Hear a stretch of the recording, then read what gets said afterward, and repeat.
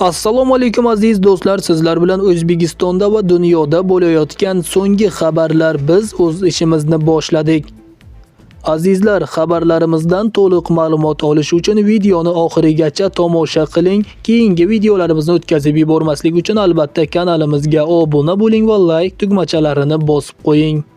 Prezident xorazmlik fermer va toshkentlik dehqonni mukofotladi. Prezident Shavkat Mirziyoyev Xorazm viloyati Xonqa tumanidagi Sultonboy Xonimjon fermer xo'jaligi boshlig'i Egamberdi Sultonovich Sobirov va Toshkent viloyati Oqqo'rg'on tumanidagi shaxsiy tomorqa yer egasi To'lqinjon Nosirovich Mansurovni do'stlik orderi bilan mukofotladi. Prezidentning shu to'g'risidagi tegishli farmonlari 18-mart kuni e'lon qilindi.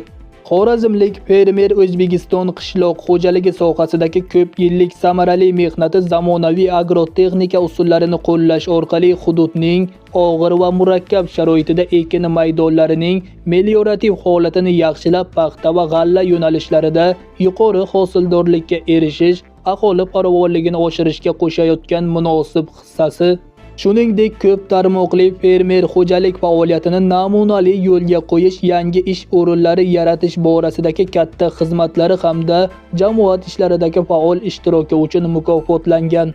Oqqo'rg'onlik dehqon esa tomorqachilikni rivojlantirish, jumladan sabzavotchilik hamda asalarichilikni samarali yo'lga qo'yish, mo'l va sifatli hosil yetishtirish orqali aholi farovonligini ta'minlashga qo'shayotgan munosib hissasi.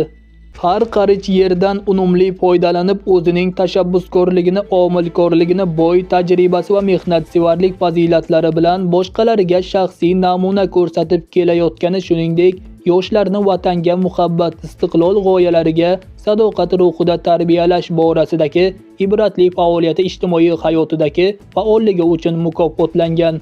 Eslatib o'tamiz, joriy yil 30-yanvar kuni Prezident Shavkat Mirziyoyev boshchiligida o'tkazilgan ekin yerlarida daromadli mahsulot yetishtirishning yangi tizimi bo'yicha yig'ilishda qoraqalpog'istonlik dehqon Genjumurod Turdimuradov, 7-fevral kuni esa Surxondaryo viloyatida faoliyat olib boruvchi tadbirkor Bahrom Qayumovich Raupov do'stlik orderiga loyiq ko'rilgan.